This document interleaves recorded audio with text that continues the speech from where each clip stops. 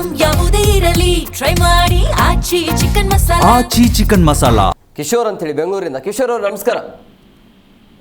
Sir ಹೇಳಿ sir, ನೋಡ್ತಾ ಇದ್ರಿ ನಿನ್ನೆಯಿಂದ ಏನೇನೆಲ್ಲ ಆಗ್ತಾ ಇದೆ ಅಂತ ಹೇಳಿ. ಹೌದು ಸರ್, ನೋಡ್ತಾ ಇದ್ದೀವಿ. ಏನ್ ಹೇಳ್ತೀರಿ? ಕಳೆದ ಇವರು ಕಾಂಗ್ರೆಸ್ ಸರ್ಕಾರ ಬಂದಾಗಿಂದ ನಾನು ಒಂದೇ ಮಾತು ಹೇಳ್ತೀನಿ ಸರ್, ಎಲ್ಲಾ ಮಿನಿಸ್ಟರ್ಗಳು ಎಲ್ಲಾ ಸಚಿವರು ಕಾಂಗ್ರೆಸ್ ಇದು ಶಾಸಕರೆಲ್ಲ ಮಾತಾಡ್ತಿದ್ದಾರೆ. ಬಿಜೆಪಿ ಸರ್ಕಾರ ಏನ್ ಮಾಡಿದೆ ಅಂತ ಹೇಳ್ಬಿಟ್ಟು.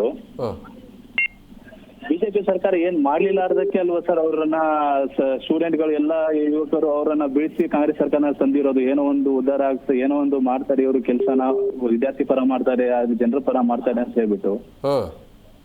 ಇವರು ಏನ್ ಸೊಲ್ಯೂಷನ್ ಅಂತ ಹೇಳ್ತಾ ಇಲ್ಲ ಸರ್. ಯಾವ ತರ ನೋಟಿಫಿಕೇಶನ್ ಮಾಡ್ಬೇಕು, ಯಾವಾಗ ನಾವು ನೋಟಿಫಿಕೇಶನ್ ಮಾಡ್ತಿದೀವಿ ಏನಂತಾನು ಹೇಳ್ತಾ ಇಲ್ಲ ಸರ್.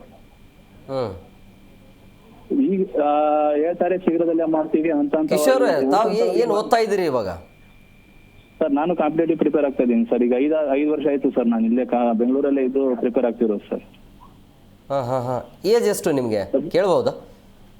ನಂದು 30 ಪ್ಲಸ್ ಆಗಿದೆ ಸರ್. ನಿಮಗೆ 30+ ಸರ್. ಓದ್ತಾ ಇದ್ರಿ ಈಗ ಸರ್ಕಾರಿ ಜಾಬ್ಗಾಗಿ? ಹೌದು ಸರ್. ಅದಕ್ಕೆ ನಾನು ಗೌರ್ಮೆಂಟ್ಗೆ ಏನ್ ಹೇಳ್ತಿದ್ದೇನೆ ಅಂದ್ರೆ ಸರ್, ಯಾವಾಗ ಮಾಡ್ತಾರೆ ಅಂತ ಹೇಳ್ಬಿಟ್ಟು ಕರೆಕ್ಟ್ ಆಗಿ ಒಂದು ಟೈಮ್ ಲೈನ್, ಒಂದು ಕ್ಯಾಲೆಂಡರ್ ಆಫ್ ಇವೆಂಟ್ಸ್. ಈಗ ಕಾಂತಕುಮಾರ್ ಅವರೆಲ್ಲ ಹೇಳಿದ್ರು ಕ್ಯಾಲೆಂಡರ್ ಆಫ್ ಇವೆಂಟ್ಸ್ ಇರಬೇಕು, ಮತ್ತೆ ಎಕ್ಸಾಮ್ ನ ಪ್ರಾಪರ್ ಆಗಿ ವರ್ಷ ನಡೆಸಬೇಕು ಅಂತ ಹೇಳ್ಬಿಟ್ಟು.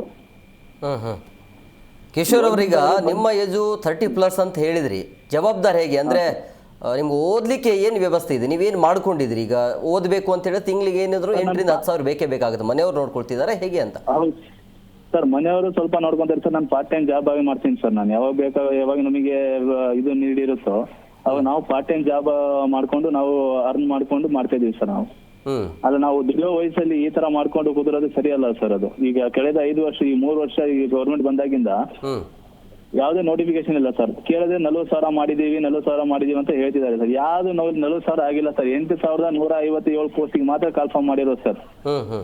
ಆ ಕಾಲ್ಫಾರ್ಮ್ ಮಾಡಿರೋದು ಯಾವ್ದು ಈಗಿನವರೆಗೂ ಕಂಪ್ಲೀಟ್ ಹಂತ ಮುಗುದಿಲ್ಲ sir.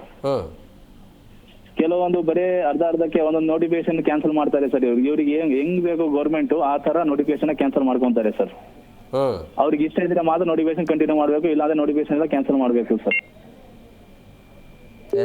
Thank you Kishore. Okay.